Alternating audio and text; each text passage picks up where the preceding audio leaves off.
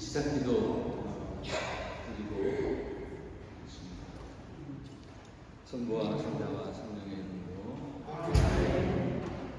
사랑이신 주님, 오늘 이 시간 저희와 함께 해주시길 청합니다. 주님께서는 늘 저희 곁에 계시고 저희를 무한히 사랑해 주신다는 것을 저희가 깨닫고 주님처럼 저희도 나 자신과 이웃과 이 세상을 한없이 사랑하며 살아가도록 저희를 이끌어 주소서. 우리 주 예수 그리스도를 통하여 비나이다. 아멘. 성부와 성자와 안녕하세요. 안녕하세요. 저는 세곡동 성당 여총 남편입니다. 여성 총무역장 우리 고유경 헬레나 남편이고요. 그리고 한국애미 대표는 11월 1일부터 하게 되고 지금은 서울 대표, 서울애미 대표 그리고 한국애미 부대표입니다. 대개 이렇게 순교자 성월 또는 사순 대림 특강은 외부 강사들을 초대해서 하는데 이번에 저희 주임 시부님께서 이렇게 우리 본당 신자인 저를 초대해 주셔서 엄청 영광이고요. 그리고 또 황공합니다. 근데 사실은 이제 저뿐만이 아니라 앞으로도 우리 본당에 계시는 분들이 이렇게 특강에 많이 좀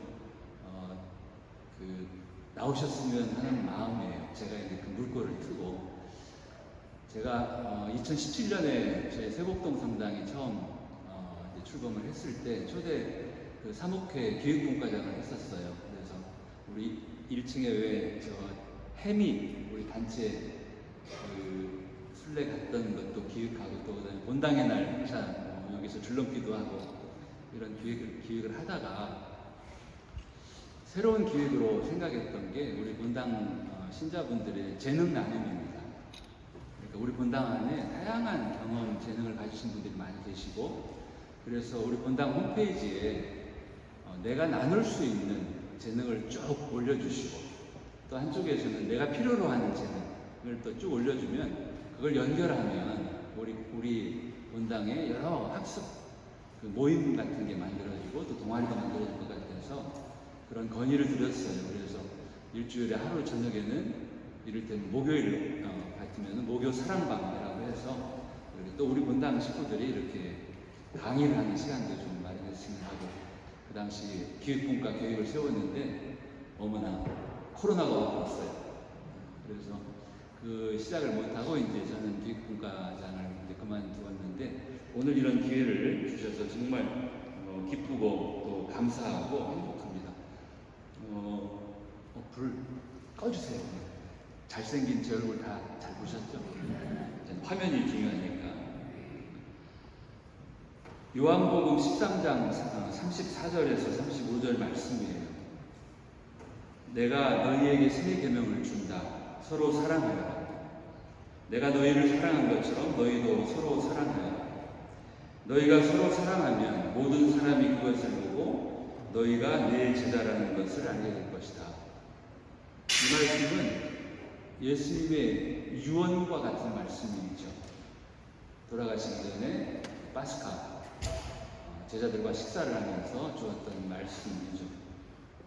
어쩌면 우리가 예수님을 따르는 신앙인으로 살아간다는 것은 한마디로 얘기하면 사랑인 것 같아요. 우리가 사랑을 잘 해야 합니다. 9월은 순교자 성월이에요. 우리가 하느님의 뜻대로, 하느님의 계획대로, 하느님의 바라시는 대로 사랑하며 사는데 가장 큰 장애물, 회방꾼은 현대사회 같아요. 우리는 사랑하라고 이렇게 다짐하고 또 사랑을 실천하려고 하지만 너 혼자 살기도 힘든데 뭔 사랑이요? 무슨 연애? 무슨 결혼? 어떻게 아이를 키우려고 그래? 이렇게 얘기하는 게 현대사회죠. 지금 대한민국이 딱 그 어려운 덫에 빠진 것 같아요.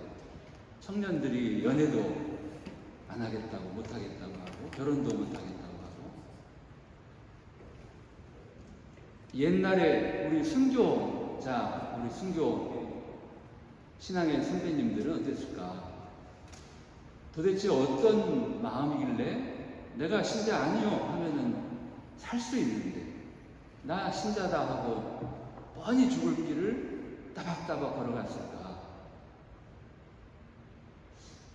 저는 참 궁금했어요. 그런데 그 탄생 영화, 그리고 김대건 신부님 생애를 기록한 영화, 그리고 또 최양업 신부님 생애를 기록한 우리 성당 세시리아 감독님이 만든 영화를 보면서 그분들이 기꺼이 순교를, 죽음을 받아들인 이유는 저 죽은 다음에 천국을 기대하는 마음만이 아니었던 것 같아요.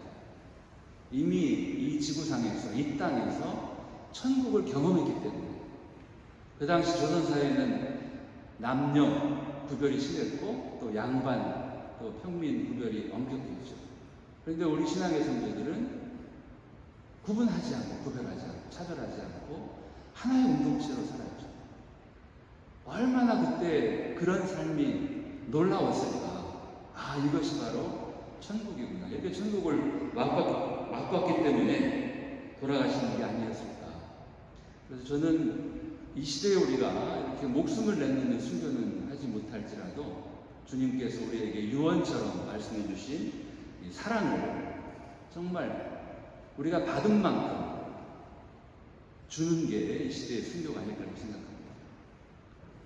그래서 오늘 이 시간에는 저하고 사랑하는 나와의 사랑 이야기, 그리고 또 너와의 사랑 이야기, 우리 헬레나와 또 우리 아이들과 또 이웃들과 사랑하는 이야기를 드리고, 그리고 다음 주에는 하느님과 저의 이 은밀한 사랑 이야기를 여러분들에게 방출해드리고, 그리고 함께 또 이 세상을 사랑하느냐, 이 세상을 사랑하는 것도 하느님이 주신 큰 소명이라고 생각합니다. 여러분, 나는 나를 사랑하세요? 대답이 쉽잖아요. 나는 나를 사랑한다. 손 들어보세요. 안 드시는 분도 많아요. 왜? 나는 나를 사랑하지 않는 분들은 왜 그래요? 내가 마음에 안 들어서, 또는 못마땅해서. 근데 하느님이, 그러니까 저는 신앙의 핵심은 하느님은 나를 변함없이 언제나 어디서나 어떤 상황에서 사랑한다는 것을 믿는 게 핵심인 것 같아요. 그런 하느님의 사랑을 믿는다면 가장 먼저 해야 될 것은 내가 나를 사랑하는 일일 겁니다. 그죠? 하느님은 나를 아주 좋게 그리고 유일하게 창조하셨어요. 이 이사야서를 한번 읽어보겠습니다. 얼마나 하느님이 우리를 사랑하시는지. 내가 너를 구원하였으니 두려워하지 마라. 내가 물 한가운데를 네가 물 한가운데를 지난다 해도 난 너와 함께 있고 강을 지난다 해도 너를 놓치지 않게 하리라. 네가 불 한가운데를 걷는다 해도 너는 타지 않고 불꽃이 너를 태우지 못하리라. 나는 주 너의 하느님 이스라엘의 거룩한 이 너의 구원자이다. 내가 이집트를 너의 몸값으로 내놓고 에디오피아와 스바를 너 대신 내놓는다. 하느님이 얼마만큼 사랑하는지 이집트하고도 안 바꾼다 너를. 그게 바로 나예요. 여러분 자신이죠. 하느님께서 나를 그냥 우연히 창조한 게 아니고 너 될 대로 되라가 아니고 아주 좋게. 그리고 우리는 저마다 유일합니다. 똑같은 사람이 단 한 명도 없어요. 나의 배우자하고 나하고 다른 게 당연해요. 그죠? 그러니까 너무 미워하면 안 돼요. 틀린 게 아니고 다를 뿐이죠. 이만큼 우리를 사랑했다는 것을 저는 믿습니다. 62년 제가 100일 때 사진이에요. 하느님이 어때요? 저를 이쁘게 창조하셨죠? 소실소실하게. 그리고 저보다 한 살 위 형이 있었고 또 저보다 2살 아래 또 남동생, 그래서 3남매가 거의 연년생처럼 컸습니다. 그래서 아마도 제가 끼인 둘째가 3살 때부터 6살까지 큰 집에 가서 컸어요. 저희 아버지는 9남매입니다. 5남4녀. 그 위에 사진이 저희 큰아버지, 저희 아버지. 영어 배우고 같으시더라고요. 그리고 아래 사진은 저희 큰어머니, 그리고 저희 어머니 사진이에요. 큰아버지는 4분인데 큰어머니는 5분이에요. 이제 둘째 큰 집 큰어머니가 2분이셔서.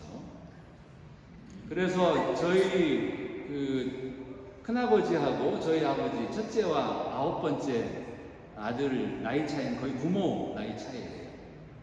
그리고 이제 큰 집에 큰형님 아이들도 다 컸기 때문에 큰 집에서 또 저희는 아들이 귀한 집안이었어요. 그런데 저희 집에 아들이 연달에 3이 나오니까 하나 보내라고 해요. 제가 시골 큰 집에 가서 저는 이제 전주에서 태어났고 큰 집은 김제였어요. 큰 집에 가니까 정말 왕자 대접이에요. 전주 우리 집에서는 항상 3분의 1이었는데 사촌 누님들이 서로 저를 먼저 업어주겠다고 막 경쟁적으로 그렇게.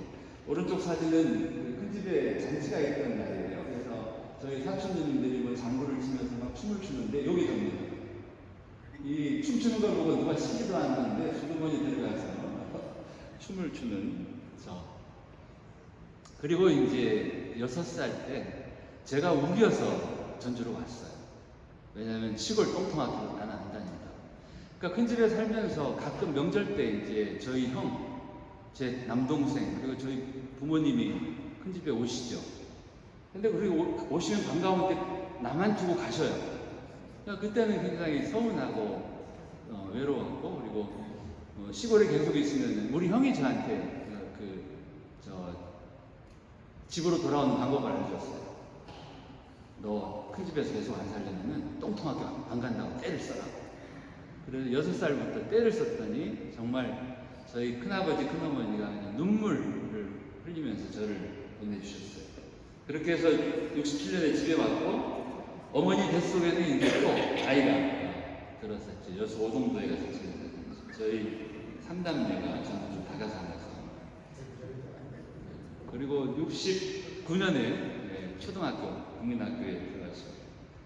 69년에는 남동생이 67년에 태어났고 이제 막내 여동생, 저희는 4남 1녀, 아들, 딸. 그래서 가운데 모자 쓴 아이가 이제 저희 막내 여동생이었죠. 저희 5남매입니다. 75년에는 중학생이 되었죠. 그리고 78년에는 이제 고등학교에 입학했습니다. 저희 형은 대학생이 돼서 장발머리를. 저는 초등학교 때부터 그림 그리는 걸 좋아했어요. 만화가게에 살았어요. 그래서 이제 이런 그림. 왼쪽은 누구예요? 유명한 제가 좋아했던 배우 오드리 헵번. 오른쪽은 고등학교 때 제가 그린 자화상입니다.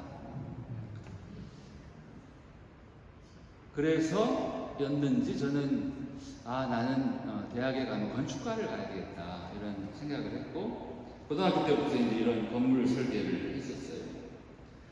또 하나의 꿈은 외교관이었습니다. 왜 세상 사람들은 나라가 다르고 인종이 다르고 종교가 다르다고 싸울까? 나는 외교관이 되어서 좀 세계 평화에 뭔가를 하자.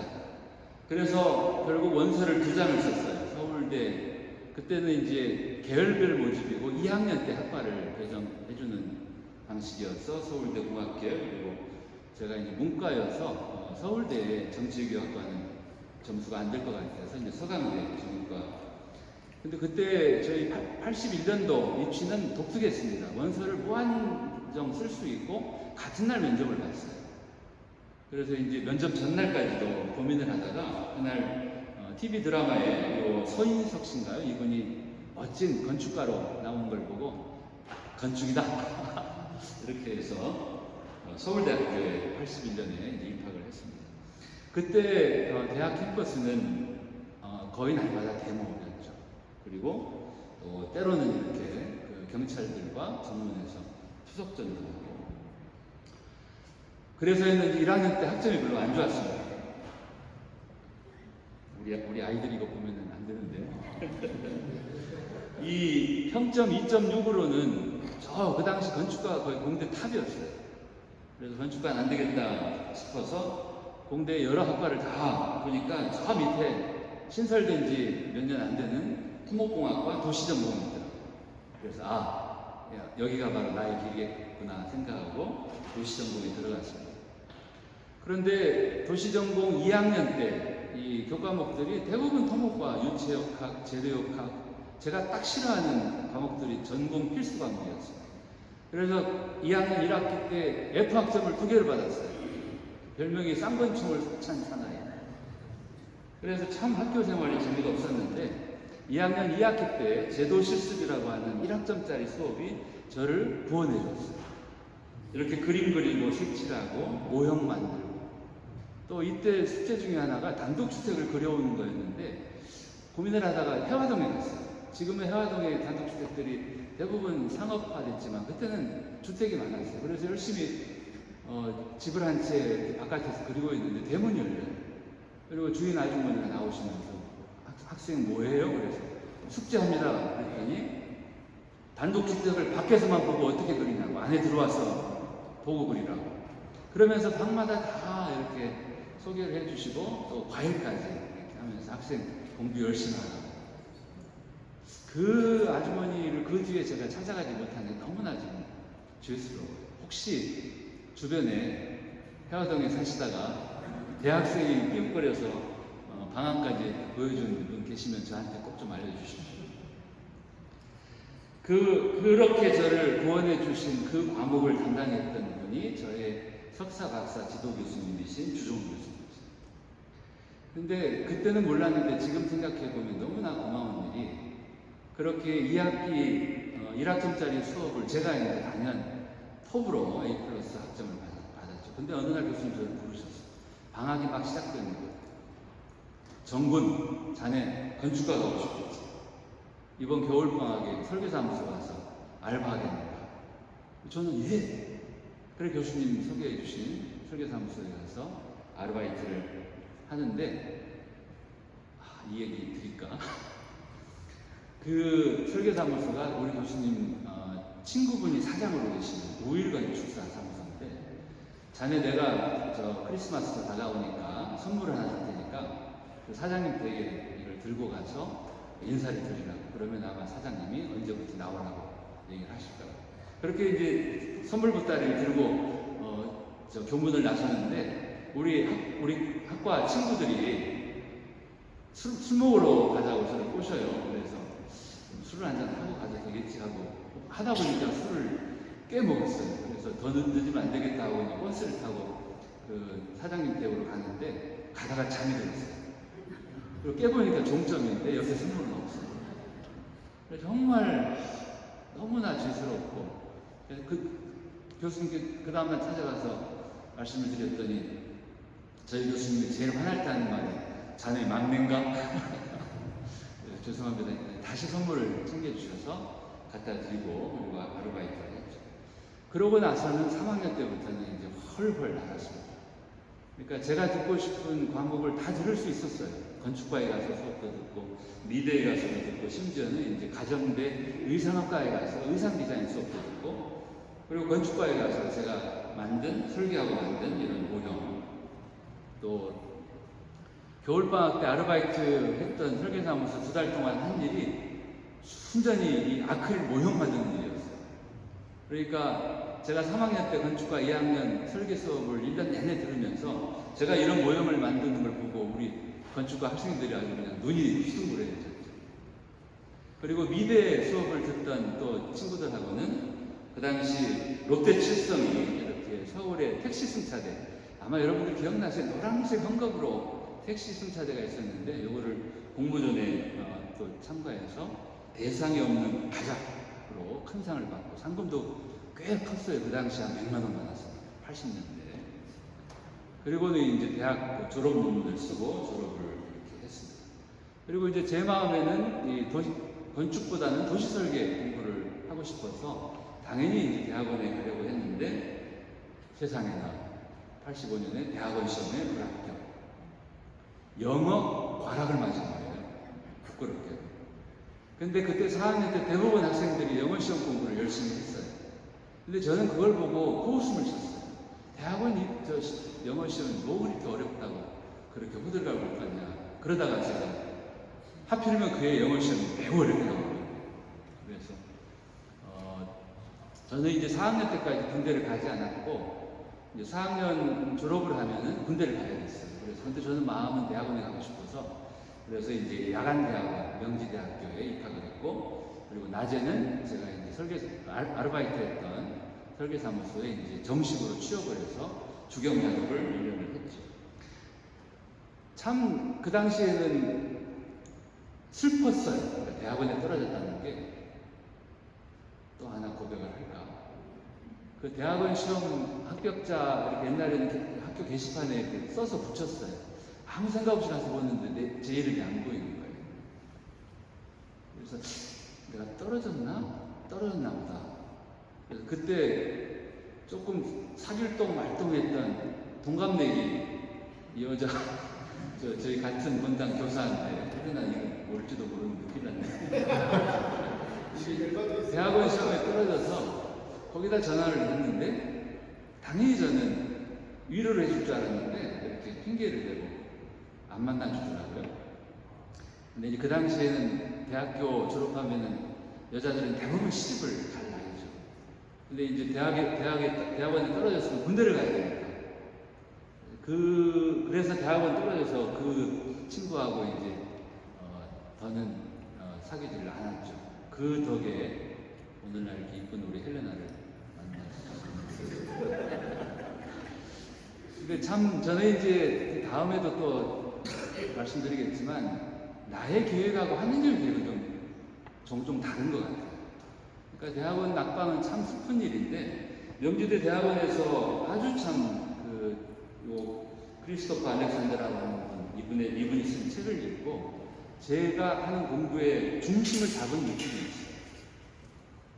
그리고 이분은 이 건축가나 도시설계가들이 너무나 어려운 얘기를 한다. 특히 도면은 일반인들은 잘 이해를 못하죠. 그러니까 그거를 대중들도 알아들을 수 있는 대중들의 언어로 표현을 해야 된다. 이런 얘기들을 들으면서 아 맞다. 제 세례명이 예로니모인데 저는 이제 모태 신앙 유아 세례를 받아서 세례명을 제가 정한 게 아니에요. 그런데 예로니모 성인의 그 큰 업적 중에 하나가 성경을 번역한 거예요. 그 당시에 히라버 또는 히브리어로만 성경이 되어 있었는데 대중들이 아는 라틴어로 불가타 성경을 번역한 분이죠. 그래서 나의 주보 성인과 또 예를 들면 이분과 또 제가 지금 하고 있는 일들이 어쩌면 서로 통하겠구나. 그래서 1년을 떨어져서 힘들었지만 또 보람되게 보내고 86년에 대학원에 드디어 들어갔습니다. 그래서 정말 열심히 대학원 2년을 보내고 또 아주 재미있는 논문을 쓰고 졸업을 했고 그리고 바로 이어서 또 박사과정에 진학을 했습니다. 그리고 박사과정 시작하고 한 학기 보내고 군대를 다녀왔습니다. 지금은 없는 군 제도였죠. 석사잖아요. 그래서 그때 아마 전두환 대통령, 노태우 대통령 이제 자제들이 이제 석사장교로 많이 갔고 그리고 저도 이제 갔고 그리고 제 후배 몇 년 뒤에 이제 없어졌죠. 그러니까 석사 학위를 한 사람들을 시험을 봐서 뽑습니다. 그래가지고 영천의 삼사관학교에 가서 넉 달 동안 장교 훈련을 시키고 그리고 전방에 가서 한 달, 후방에 내려가서 한 달 소대장 실습을 한 다음에 소위 또 인관과 동시에 이제 전역시키는 6개월 짧은 군생활의 혜택을 누리고 제대를 해서 다시 이제 박사과정을 했고 91년에 헬레나와 이제 혼인을 했습니다. 그리고 이렇게 그리고 바로 이어서 큰아이 한결 프란치스코가 태어났고 54년에 이제 박사학위를 했죠. 그리고 서울시정개발연구원 지금 서울연구원의 첫 직장에 취직을 했습니다. 94년에 막 제가 들어간 지 얼마 안 되어서 이렇게 연구원 가족들을 초청한 행사가 있었는데 딱 지금 30년 전이네요, 그러니까.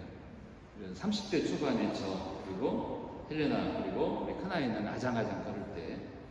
그래서 서울연구원에서 13년 동안 이원종, 또 조순, 고건, 이명박, 오세훈 이런 분들이 시장을 하실 때 연구를 했죠.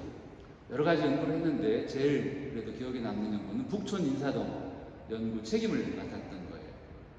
북촌 인사동 연구하면서 주민들한테 꼬집히기도 하고 공갈 협박도 당하고, 참 그때는 윤무부 박사님이 제일 부러웠습니다. 나도 세나 연구해서 뭐 한다고 도시계획, 도시를 연구해서 이렇게 힘들까. 95년에 우리 둘째 정도훈 엘리아가 태어났고요. 그리고 98년부터 연구원에서 이렇게 저한테는 큰 깨달음이었어요. 우리가 아무리 연구를 하고 좋은 시장이 꼽혀도 도시는 쉽게 안 바뀐다. 시민만이 도시를 바꿀 수 있다. 그래서 적극적으로 시민과 소통하자 이런 생각에서 이제 홈페이지를 시작했고, 97년에 셋째 정세원 야곱, 그러니까 아들 삼형제가 태어났죠. 2000년. 그리고 2001년에 드디어 딸이 태어났습니다. 정채훈 안젤라. 아들 아니에요, 가운데. 딸이에요. 우리 채훈이가 처음 일어났을 때 이 아빠에게 날리는 윙크에 무너질 수밖에 없죠. 울어도 예쁘고. 그렇게 해서 아들 셋, 딸 하나, 네 아이가 이렇게 무럭무럭 자랐습니다. 이때쯤이 이제 좀 딸 같아요. 예쁜 딸. 2004년. 그리고 저희 형제들 이렇게 참 사이가 좋아요. 서로 큰 소리 한 번 안 한다고 잘 삽니다. 2006년에는 온 가족이 괌에 여행을 가서 찍은 사진이에요. 저희가 5남매고 아이들, 그러니까 저희 아들 또 조카들 다 합쳐서 20명이에요. 대가족이. 2006년에는 싱가포르에 한 달 짧은 연수를 다녀왔고, 2007년에 이제 연구원에서 학교로, 여기 경원대학교, 지금 가천대학교로 옮겼죠. 그리고 이제 연구원 홈페이지를 더 쓸 수 없어서 이제 블로그로, 또 페이스북도 합니다. 이런 걸 열심히 하는 이유는 시민들이 도시를 바꾸기 때문에 시민과 소통하자는 생각에서였고, 그리고 어려운 논문이나 보고서가 아닌 쉬운 대중서적으로 책을 2013년에 출간해왔습니다. 그리고 2014년부터는 지금 시립대학교에서 올해가 이제 10년, 11년째고 앞으로 3년 반 뒤는 이제 정년을 합니다. 저의 마음속 전문가로서의 가장 큰 꿈은 대한민국의 로컬을 살리는 겁니다. 지방이 소멸되지 않고 지방으로 오히려 인구가 더 내려가는 이런 꿈을 꾸면서 열심히, 또 새로운 책들, 도시의 발견, 천천히 재생 이런 책들도 썼습니다. 그래서 지금까지 제가 쭉 살아온 이야기를 드렸어요. 저는 건강하게, 그래도 행복하게 잘 살았습니다. 특히 제가 고등학교 때 읽었던 책이에요. 참 삶의 길. 이 미셸 과스트 신부님이 쓴 책입니다. 고등학교 때 이 책을 읽고 굉장히 감명 깊게, 이 책에서 이 신부님은 내 안에 공동체를 이루어야 된다. 그러니까 나는 한 사람이지만 내 안에는 육체적인 나가 있고, 또 감성적인 나가 있고, 이성적인 나가 있고, 또 영성적인 나가 있는데, 그거를 군대가 이렇게 계급으로 누르듯이 그렇게 억압하면 안 된다. 그러니까 육체로서의 나도 존중해주고 감성의 나도 존중해주고, 그래서 서로가 이렇게 마치 공동체를 이루어야 정립입니다. 근데 그게 안 되면 분할입니다. 그래서 늘 이 책을 읽고 몸과 마음, 또 나의 감성 이런 것들을 존중하면서 비교적 잘 살았습니다. 20대 그리고 또 30대 그리고 40대 그리고 요즘에 60대에서 몸무게예요. 이 72대였다가 이제 이때는 우리 결혼 초에 헬레나가 하도 잘해줘가지고 막 먹어서 이제 한 10kg를 쪘는데, 테니스를 매일 해서 도로 정상 회복을 했고, 그리고 이렇게 좀 몸이 많이 망가졌던 때가 40대 때였어요. 특히 40대 때 만성 위염으로 이렇게 고생을 했고, 그리고 이제 어느 해에는 저 친구 내과 병원에 가서 이제 내시경 사진을 찍었는데 저를 보여줘요. 이렇게 위벽의 색깔이 이 동그라미가 하나 있는데 안팎의 색깔이 달라요. 그래서 이게 뭐야 그랬더니 이제 위벽의 일부가 이렇게 떨어져 나갔다는 거예요. 그러면서 술, 담배 끊고 약 먹고 조심하라고. 그래서 근데 그 사진을 보고 너무 이렇게 뭐랄까 제가 저한테 참 잘못했구나 이런 생각이 들었어요. 그래서 그날부터 의사 선생님이 시키지도 않은 위와의 대화를 매일 했습니다. 한 달 동안. 대화가 뭐 있겠어요. 사랑하는 나의 위야 잘못했다. 내가 이렇게 막 술 먹고 담배 피고 함부로 사느라 너를 돌보지 않아서 네가 이렇게 그냥 살점이 떨어져 나갔구나. 잘못했다. 나를 용서해라. 매일같이 나의 위에다 대고 말을 하고 쓰다듬어주고 그렇게 했죠. 그러고 한 달 뒤에 가서 다시 내시경 사진을 찍었더니 세상에나 안팎의 색깔이 다 달랐어요. 그리고 이렇게 동그라미에 흔적이 살짝 이렇게 보이는. 내 친구 의사도 깜짝 놀래요. 오, 한 달 만에 이렇게 회복되는 거는 이건 드문 일이라고. 그래서 저는 그때 깨달았죠. 내 몸하고 나하고 대화가 된다. 그러니까 내 몸이 어딘가 병이 나고 탈이 나면 상당 부분은 내가 병을 나게 내가 병의 원인인 경우가 많아요. 그리고 그 병을 고칠 때에는 병원에 가서 의사 선생님이 주는 약 먹고 수술하고 이래가지고는 안 낫는 것 같아요. 가장 먼저 할 일은 내 몸하고 대화하는 거. 몸한테 미안하다고 말하는 것이 아닐까. 그리고 40대 때에는 몸뿐만이 아니라 마음도 무너졌어요. 40대 초반에 한번 우울증, 그리고 후반에 더 심한 우울증을 알았죠. 40대 초반의 우울증은 이명박 시장 때문이에요. 그때 청계천 복원을 하고 제가 서울연구원에서 이 도심부 계획을 세우는 일에 참가했는데 청계천 복원이 되면 많이 변하죠. 그러니까 이제 개발의 압력이 올라가요. 그래서 청계천 주변에 재개발을 하려고 하는 사람들이 그 당시 서울시 부시장에게 그리고 저와 함께 도시계획을 연구하는 저희 선배 박사님에게 뇌물을 줬다라고 이제 말을 해요. 그래서 두 분이 체포가 되고 저는 이제 참고인으로 검찰에 조사받으러 가고 또 법원에 증인으로 또 출석하고 뭐 이런 일을 겪는데 전혀 없이 내 몸이 이상하더라고요. 전화 나오면 덜컥 가슴이 내려앉고. 근데 그때는 우울증인 줄 몰랐어요. 헬레나한테 얘기했더니 그래 얘기해줘서 고마워. 그리고 이제 40대 후반에는 병원대학교로 가서 2년 동안에 이제 논문을 몇 편을 써야 재임용이 되는데 그 논문을 준비하는 시기가 조금 제가 시간 계산을 잘못해서 좀 늦었어요. 그러니까 논문을 급히 써서 통과가 되고 실려야 재임용이 되는데 시간이 너무나 이제 촉박했던 거죠. 그때는 정말 심하게 우울증을 앓고 뭘 먹어도 소화도 안 되고 정말 힘들었어요. 그래서 결국은 이제 병원에 갔죠. 제 후배가 하는 정신과 병원에 갔더니 혼났어요. 왜 힘든 시기 다 보내고 이제 왔냐고. 제 후배 의사가. 그러면 설명을 해요. 우울증은 과민 증세고 그리고 엇박자가 나는 거고 그리고 왜곡이다. 특히 착한 사람이 잘 걸린다. 그리고 완벽주의자가 잘 걸린다. 승질이 더러운 분들은 절대 우울증 안 걸려요. 안심하셔도 돼요. 특히 왜곡이 뭐냐면 이렇게 세양쥐가 요만한데 이만하게 보이는 거예요.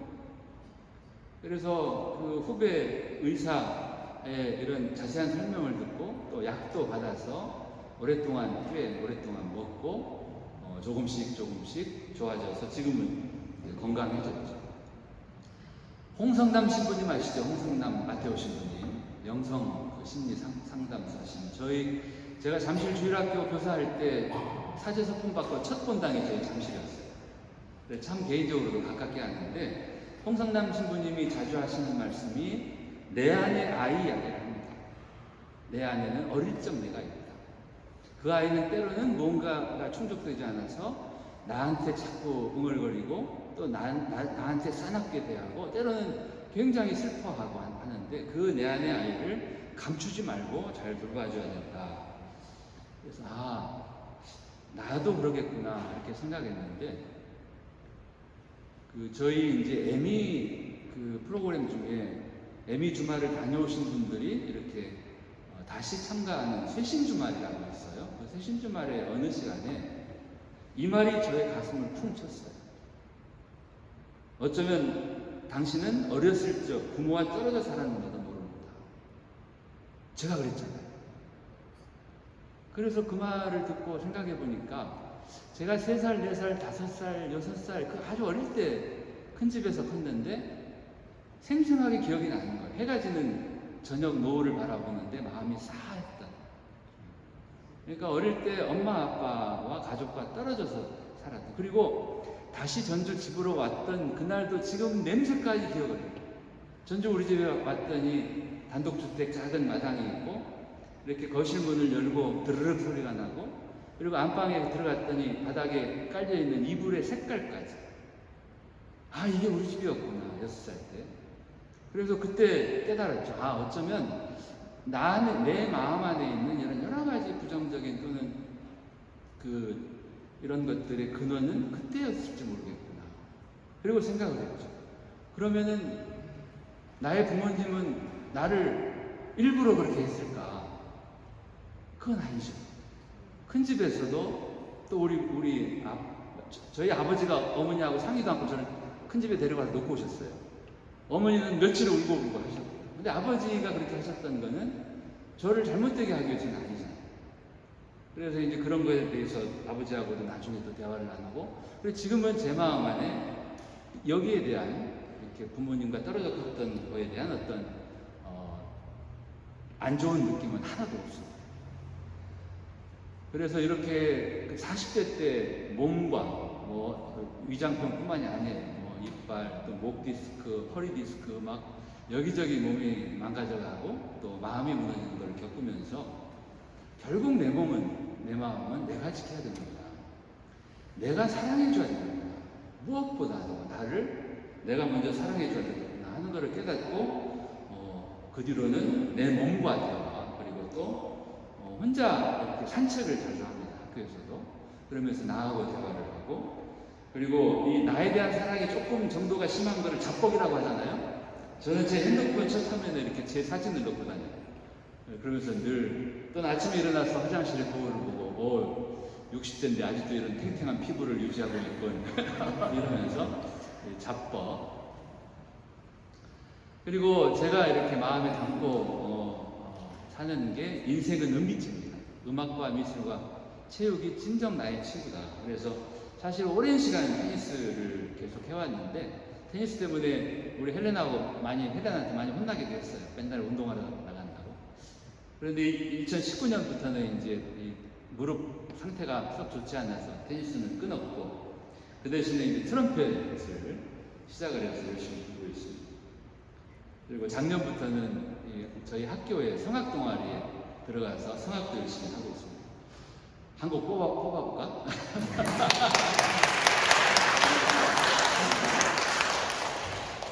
어떻게 저기 뭔 이태리 가곡으로 할까요? 한국 가곡으로 할까요? 한국 가곡으로 할까요? 좋아하시는 뭘 할까? 우리 토마스 아퀴나스 노래 잘하는 검푸른 바다 밑에서 줄지어 떼지어 잔물을 호하고 길이나 대구리가 글대로 컸을 때 내 사랑하는 짝들과 노상 고리치고 춤추며 몰려다니다가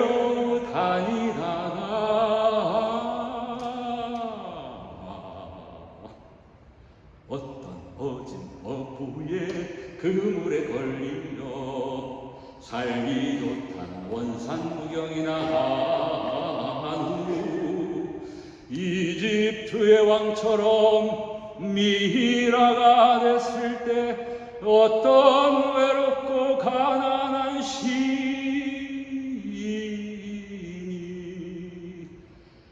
밤늦게 시를 쓰다가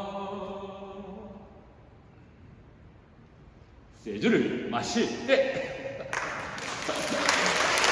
그의 안주가 되어도 좋다.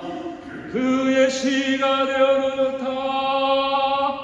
짝짝 찢어지어 내 몸은 없어질지라도 내 이름만 남아있으리라. 명태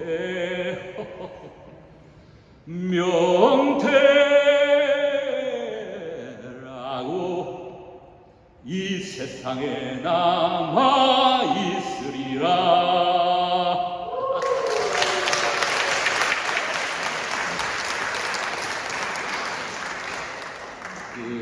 오현명 선생님이 불렀던 명태의 노래를 연습할 때 부를 때마다 저는 명태를 예수님으로 이렇게 생각해요.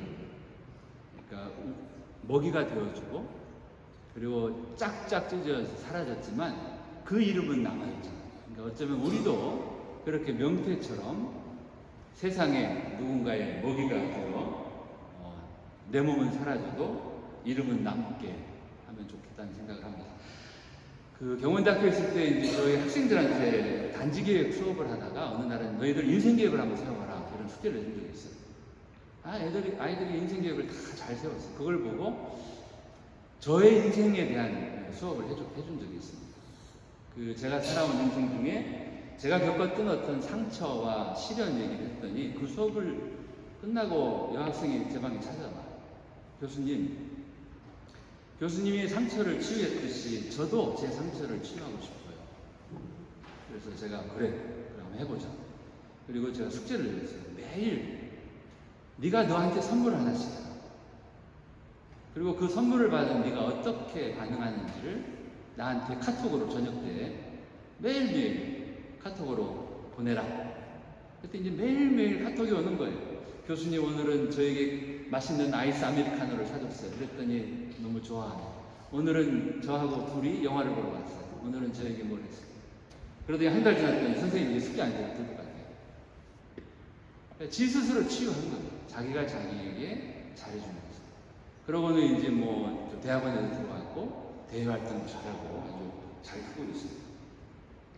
제가 몇 년 전에 이렇게 저도 모르게 어느 날 그림을 그렸어요. 이 우울증은 한번 알았던 사람들에게 또 자꾸 옵니다.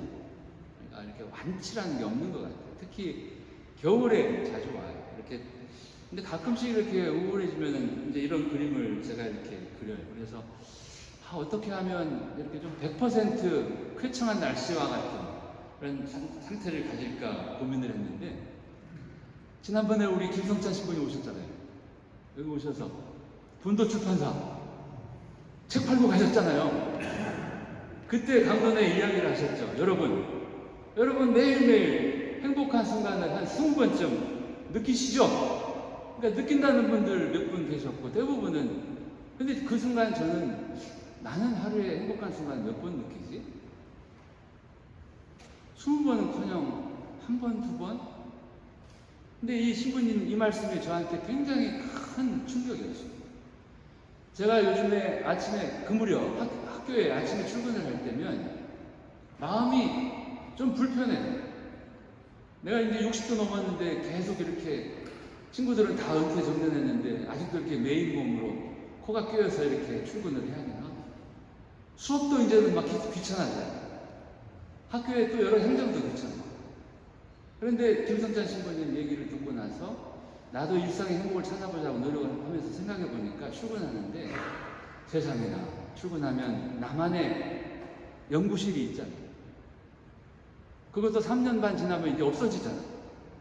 그러니까 이 김성찬 신부님의 강론을 듣고 매일 매 순간 행복한 것들을 이제 찾으면서 노력하다 보니까 정말 100% 행복을 느낀 순간이 올여름 가족휴가 됩니다.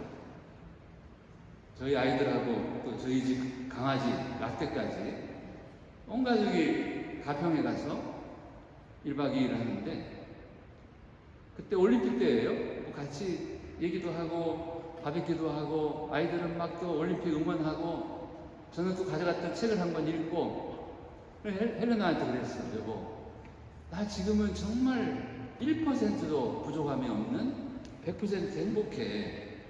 그 다음 1박 2일 대전에 가서 야구 직관을 했어요. 프로야구 직관을. 역시 그 여름 휴가가 그렇게 행복했어요. 그래서 우리가 하느님한테 받은 사랑을 가장 먼저 줘야 될 나와의 사랑을 요약하면, 하느님은 나를 좋게 만들었다. 그리고 유일하게 나를 만드셔서 이 세상에 보내주셨다. 그리고 하느님은 내가 잘할 때는 이뻐하고 못할 때는 미워하고 그런 분이 아니고 언제 어디서나 어떤 상황에서나 나를 사랑하고 계신다. 나는 하느님이 정성 들여서 만드신 아주 기가 막힌 작품이다. 그런 나를 내가 사랑해주지 않는다면 이거야말로 하느님에 대한 배은망덕이다. 그리고 그런 생각도 합니다. 저도 약점, 별점이 많아요. 그런데 약점, 별점이 몹시 싫었지만 언제부턴가는 그게 좋아져요. 그리고 생각해보면 나의 결점과 나의 약점이 나를 지켜주는 든든한 울타리예요. 나에게 그런 결점, 약점이 없다면 나는 얼마나 망나니처럼 살았을까. 내가 나에게 부족한 점이 있기 때문에 내가 늘 조심하게 하는 거예요. 그리고 또 내가 잘 나갈 때가 좋은 때가 아니라 내가 좀 가라앉을 때, 저주할 때가 어쩌면 정말 중요한 순간일 수 있습니다. 그런 생각을 하면서 살고 있습니다. 2부로 넘어가겠습니다. 이제 너와의 사랑 또 연애 이야기 할까요? 우리 아까 표지에서 보셨나요? 예, 우리 고유경 헬레나 풋풋했죠. 예, 예로님도 이런 리즈 시절이 있었죠. 저희 둘은 주일학교 교사를 하다가 알게 됐어요. 만나게 됐어요. 저는 잠실성당 고등부, 중고등부 교사였고, 헬레나는 왕십리 성당 초등부 교사였는데, 그 당시 명동성당에는 교사 연합회가 있었어요. 저는 초등부 연합회의 편집부에서 만화를 그렸고, 헬레나는 초등부 교육부에서 교사 교육을 했어요. 헬레나가 제 만화의 열혈 팬이었어요. 맞나요? 그래서 사실은 제가 연애 실패를 꽤 많이 했습니다. 한 20번쯤 돼요. 근데 연애 실패를 계속 하니까 우리 편집부 제 친구 편집장 여자 친구인데, 야 예로님은 너 그렇게 연애를 그렇게 맨날 실패만 하지 말고 교육부 헬레나 어때? 헬레나? 생각해보니까 헬레나가 있더라고요. 그래서 제가 88년 4월 18일 날 벚꽃이 흐드러지게 바람에 떨어지는 공대 연못에서 공중전화 박스에서 헬레나에게 첫 전화를 했습니다. 그리고 데이트를 하고 그리고 결혼을 했죠. 저희들이 결혼은 전주에서 했습니다. 이제 제 고향 전주 습정이 성당에 부모님이 그때 전주에 계셨고, 헬레나 부모님은 서울에 계셨는데, 이제 그래서 저는 하루 전날 내려가고 헬레나와 또 가족들 또 하객들은 서울에서 이제 새벽에 버스를 타고 전주에 오셔서 결혼식을 하고 점심을 먹고, 그리고 이제 그날 저희도 그 버스로 올라갔어요. 같이 헬레나 오셔. 그래서 목동에 있는 처가에 가서 하루 자고 그 다음날 이제 제주도로 신혼여행을 하려고. 근데 결혼식 끝나고 버스를 타고 올라오면서 헬레나하고 저하고 둘이 한 얘기가, 이렇게 우리 결혼을 축하해주기 위해서 많은 사람들이 새벽부터 하루를 온종일 이렇게 희생해서 와주었으니까 우리는 우리끼리만 잘 살지 말고 열린 부부로 살자. 이런 얘기를 헬레나하고 저하고 했습니다. 그래, 그렇게 하자. 근데 그게 말이 씨가 되었나 봐요. 저희가 이제 애미 부부로 살아가는 게.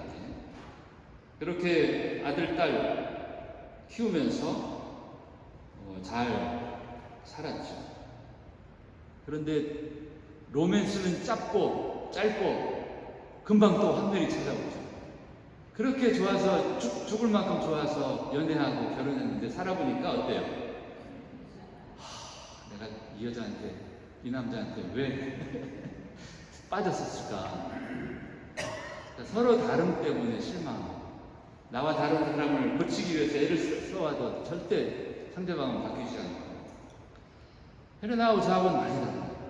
저는 항상 일 끝내고 놀자고, 헬레나는 설거지감 쌓아놓고 드라마 보고 맨날 본방 사수해야 되니까 저는 항상 물건이 제자리에 있어야 되고 규칙대로 정해진 대로 가는 걸 편안해하고, 헬레나는 왜 아이들에게 그런 걸 강요해? 아이들이 군인이냐? 그래서 껌껌이 이렇게 부딪히는 거죠. 달라도 너무나 다른 우리 두 사람. 그렇게 15년 차쯤 혼인한 지 되었을 무렵에, 그러니까 우리 막내가 6살, 큰아이가 중2 때 저희가 일산 주역동 성당에 다닐 때입니다. 주일날 같은 구역 식구들이 농장, 주말 농장에서 이렇게 바베큐를 하는데 주임 신부님을 초대했어요. 같이 먹고 얘기하다가 노여도 마티 하신 분이 갑자기 여름이면 헬레나 애미 다녀왔냐고. 아직 못 갔는데 당장에 가. 신부님이 애들은 어떻게 하고 사제반에 맡기고. 그때 이제 같이 있던 구역 식구들이 우리가 받을 테니까 걱정할 말고 다녀와. 그러고는 신부님 사제반에 갔더니 바로 애미 주말 신청하셔가지고 애미를 갔죠. 그래서 애미 주말을 2006년 8월에 아마 저희 결혼하고 처음에 아이들 없이 저희 둘이 2박 3일을 보낸 적. 그래서 2박 3일 동안 정말 많은 대화를 둘이 나누고 달라졌습니다. 나하고 다른 당신, 그건 틀린 게 아니고 달랐을 뿐이다. 옳고 그른 게 아니라 서로 달랐을 뿐이다. 애미 가기 전에는 단점이 주로 보였는데 신기하게도 장점이 보였어요. 그리고 이제 저는 자주 만져줍니다. 이런 얘기 해도 되나? 이 대성전에서. 자다가도 볼도 쓰다듬어주고, 이렇게 다독여주고. 그러니까 이렇게 사랑해주니까 더 예뻐지죠, 그죠? 그리고 자주 좋은 점을 얘기해주고. 이제 부부가 든든한 동지이죠. 뭐든지 나눌 수 있고. 그리고 제가 이렇게 혼자, 오늘도 그래요. 오늘도 이렇게 저 혼자 얘기하는 것보다는 헬레나하고 둘이 나란히 서서 할 때가 훨씬 더 편안하고 또 힘이 납니다. 애미 주말 다녀와서 받은 또 하나의 선물은 자녀와의 관계였어요. 저희 큰아이가 중2 때 저하고 아주 관계가 안 좋았어요. 그 이유는 여느 날 핸드폰 사건이에요. 제 핸드폰을 제가 잠이 들면 가지고 가서 게임을 해요. 그런데 제가 잠들 만쯤에 애가 들어와가지고 방으로 들어오는데 제가 벌떡 일어나서 너 아빠 핸드폰 가지고 가서 오라 가려고 그러지? 그랬더니 아니라고. 근데 순간 저는 아이가 거짓말 했다라고 생각을 하고 아이를 그렇게 1시간을 혼을 내서 이제 그래요! 소리를 듣고 이제 아이가 지방으로 가서 문을 쾅 닫고 밤새 울었어요. 그 다음날부터 이제 아빠하고 아들하고 관계는 정말 최악이 되었죠. 그렇게 몇 년이 갔는데 아들하고 나의 관계를 이대로 지속하면 안 되겠다.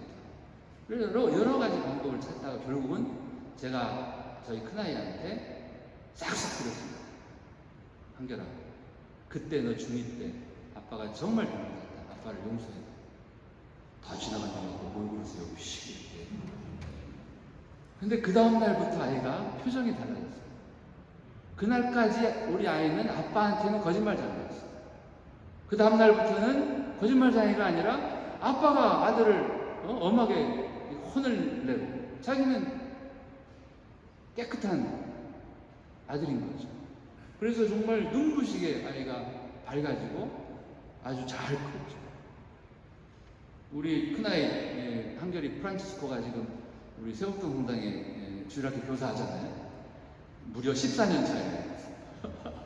대학교 1학년 입학할 때부터 지금까지 계속 주일학교 교사를 하고 아빠랑 같이 노래도 하고 재작년에는 제 환갑 때 이렇게 또 이런 멋진 환갑잔치도 해줬죠. 몇 년 전에 우리 아이들 6식구가 다 이렇게 둘러앉아서 맥주를 한잔 할 때 헬레나하고 제가 우리 아이들한테 좀 미안했어요. 애미 하러 다니니까 2박 3일 비울 때도 있고 1박 2일 비울 때도 있고 그래서 엄마 아빠가 너네들 어릴 때 그리고 또 지금까지 이렇게 자주 집을 비울 때가 많아서 미안해 라고 얘기를 했더니 우리 막내딸이 미안해하지 마. 나는 엄마 아빠 사이 좋은 게 너무 좋아. 그 대답을 듣고 우리는 그냥 하는 얘기인가 보다 했더니, 그래서 에이 그러지 말고 그랬더니 세원이가, 셋째 아이가 그 얘기를 해요. 정말이에요. 제 친구들 가운데 인생의 가장 큰 걱정이 엄마 아빠래요. 우리 부모님 사이가 안 좋은데 저러다 이혼하면 어떡하나. 그런 친구들이 너무나 많은데 우리는 엄마 아빠 사이가 좋으니까 그런 걱정 안 해도 되니까 너무 좋다는 거예요. 그래서 그렇구나. 우리가 미안해 하지 않아도 되겠구나. 좀 더 뻔뻔해지자 이랬죠. 제가 이제 주말 농장을 한 10년 이렇게 하면서 깨달은 게 있어요. 얼치기 농부였지만 농부하고 그다음에 아이를 키우는 아빠하고 또 학생들을 키우는 선생하고의 공통점이 있구나. 그게 바로 내가 아이를 키우고 농부가 이 식물들을 키우는 게 아니고 생명은 스스로 자라는 거예요. 학생이 스스로 크는 거지 선생이 키우는 게 아니다. 그래서 이 작은 씨앗, 또 아주 어린 아이 또는 아직 어린 학생들 그 안에는 놀라운 생명력이 있다는 이 믿음이 아빠에게, 선생에게, 농부에게 필요한 거고, 그리고 때가 되면은 정말 이만한 씨를 뿌렸는데, 이만한 모종을 심었는데 이렇게 자라잖아요. 그러니까 우리 아이들도, 우리 학생들도 그렇게 자랄 것이라는 든든한 이 희망, 소망, 그리고 우리가 해야 될 일은 그저 믿어주고 필요할 때 아낌없이 사랑해줘. 이 농사 지을 때 물을 찔끔찔끔 주는 것보다는 차라리 안 주는 게 낫다는 거죠. 됐어 그만 할 때까지 사랑을 주는 것, 이것이 공통점이다. 이런 거를 깨달았습니다. 저희는 애미국으로 이렇게 본당 안에서 재미나게 삽니다. 우리 전에 신호동 성당에서 이렇게 애미 가족들이 교중미사 때 이제 커피 봉사를 하고, 그리고 또 새로 애미 주말에 다녀오는 분들을 이렇게 환영식을 하고 나면 항상 저희들이 음식을 만들어서 환영식을 하고 또 이렇게 함께 노래를 부르면서 설거지를 합니다. 한국애미 40주년 행사가 2017년에 있었는데 그때 저희 부부는 11지구 대표 여기 무대에 올라가서 춤을 췄어요. 맨 앞쪽 가운데쯤에 혹시 보이나 한번 찾아보세요.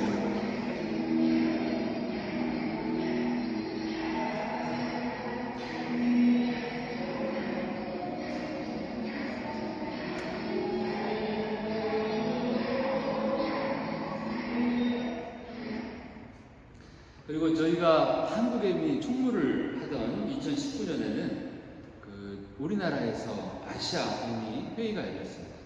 그래서 이제 외국 여러 나라 국가 애미 대표 부부들을 이렇게 환영도 하고, 그리고 저 아론의 집에서 이렇게 한국의 느낌이 물씬 나는 청사초롱으로 이렇게 하고, 그리고 하루는 이렇게 회의 중에 소풍을 나가는 날이 있어요. 그래서 우리 창덕궁 후원에 이렇게 한복을 입고 이렇게 행사도 하고, 그리고 끝나는 날 갈라쇼를 하는 날은 각국의 이런 장기자랑 같은 거 합니다.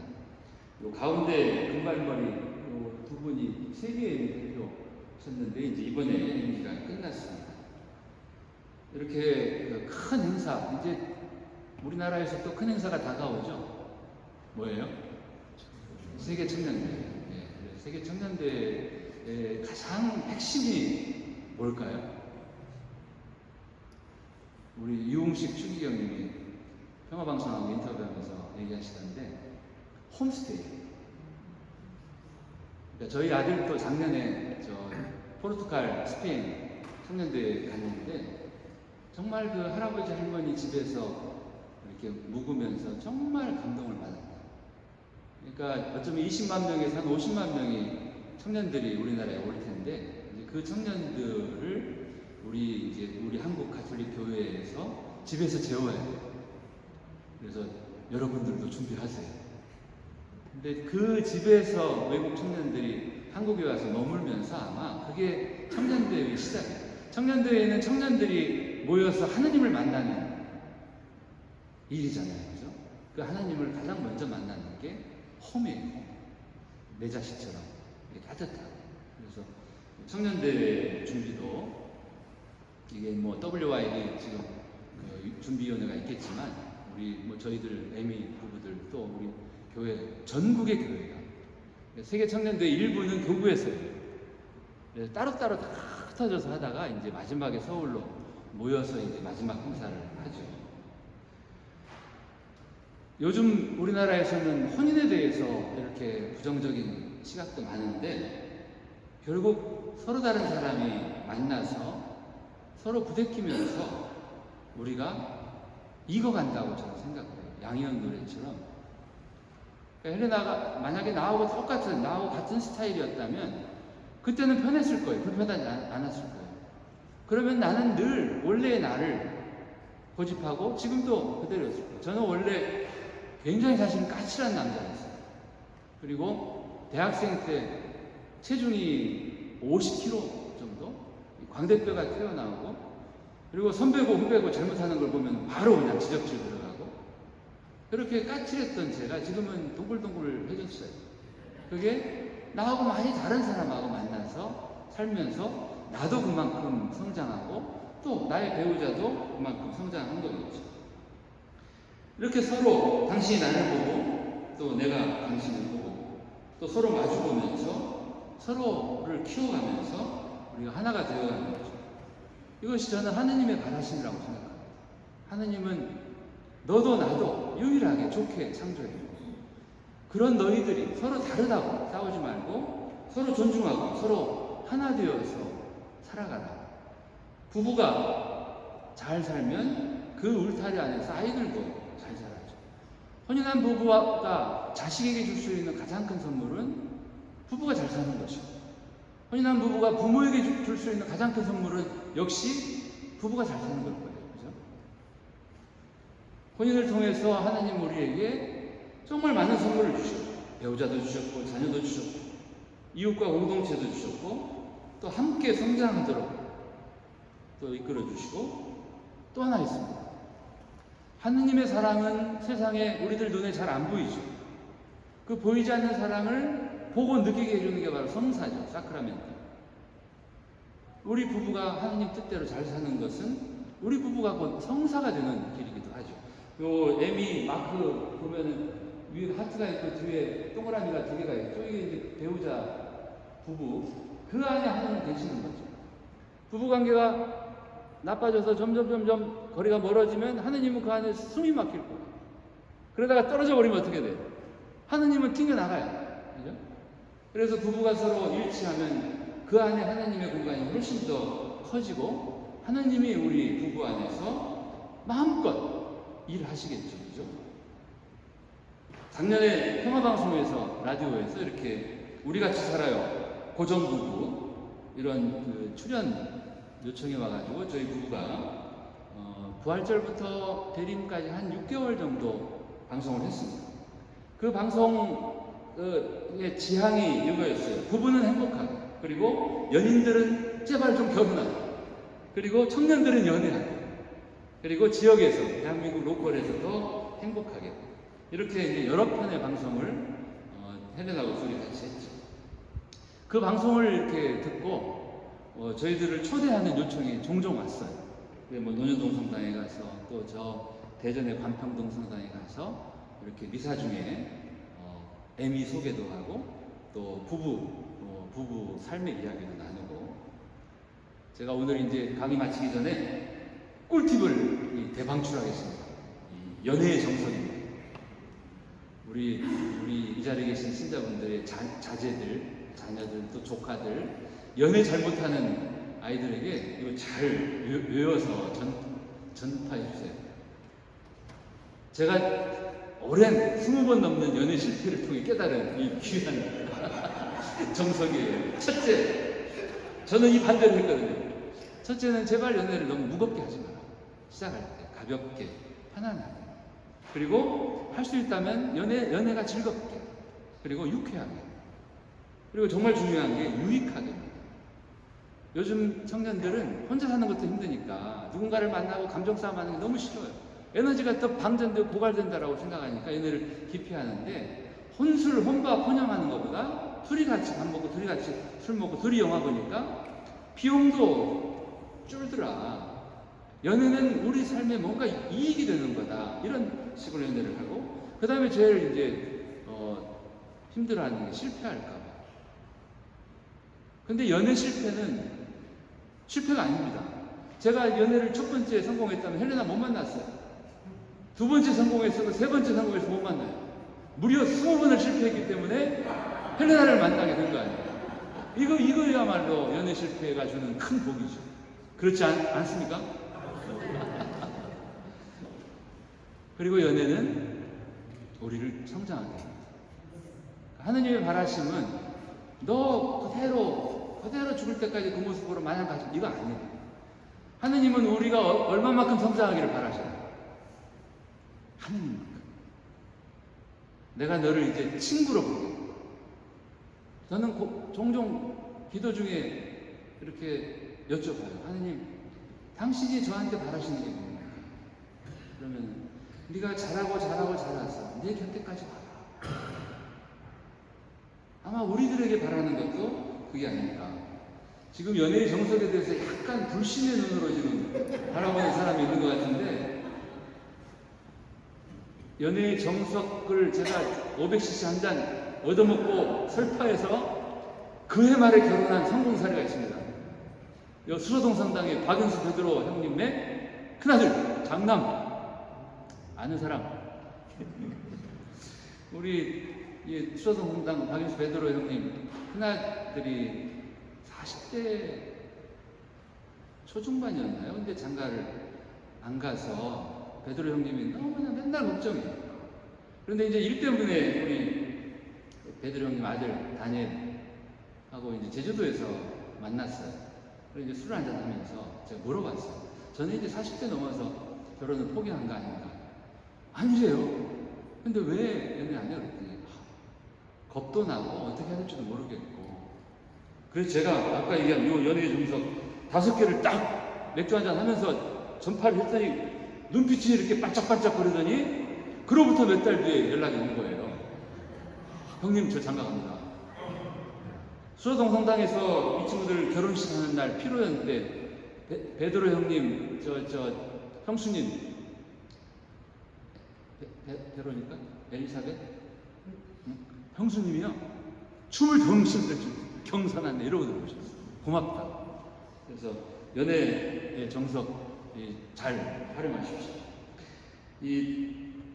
몇 년 전에 이제 대구의 조구혜미 대표 간담회에 참가했는데 장신호 요한보수도 주교님이세요.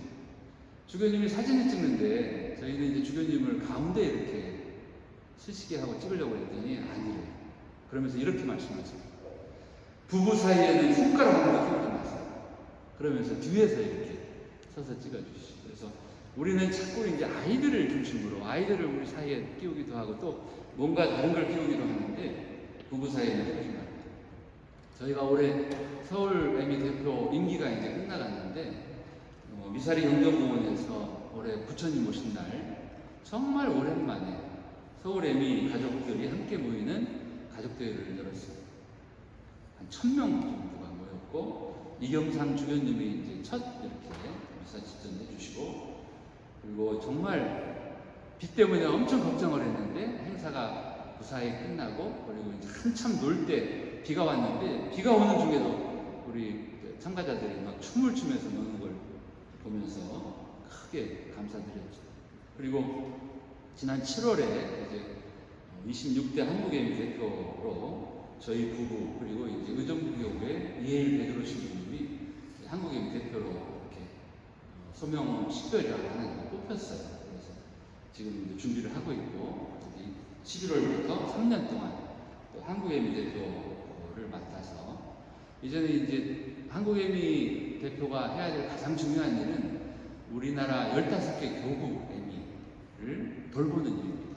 찾아가고 만나고. 그래서 그런 소명을 또 저희 부부에게 맡겨주신 소명이 뭔지 생각하면서 저희 부부는 애미 부부로, 직업이 애미 부부로 열심히 살아가도록 하겠습니다.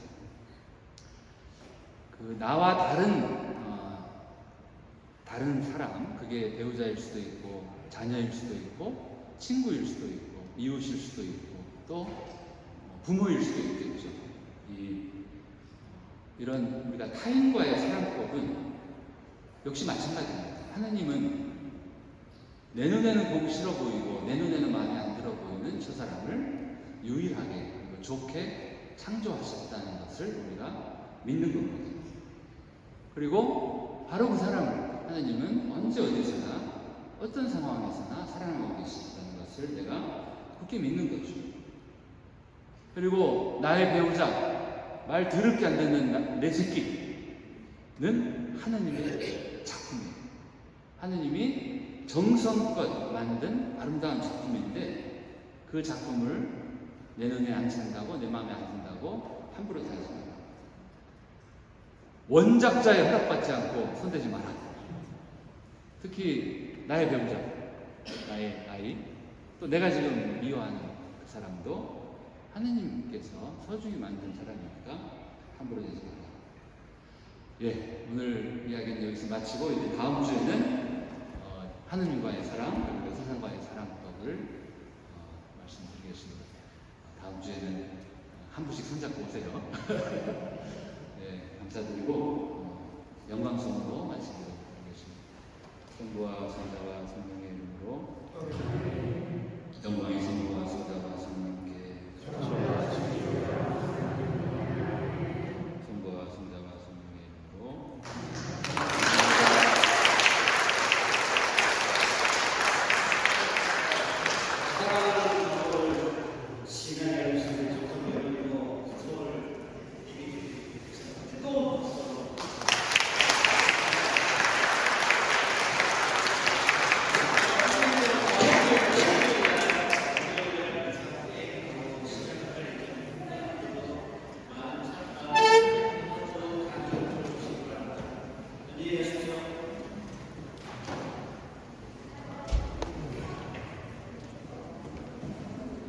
자, 저희 공지사항 하나 알려드리겠습니다.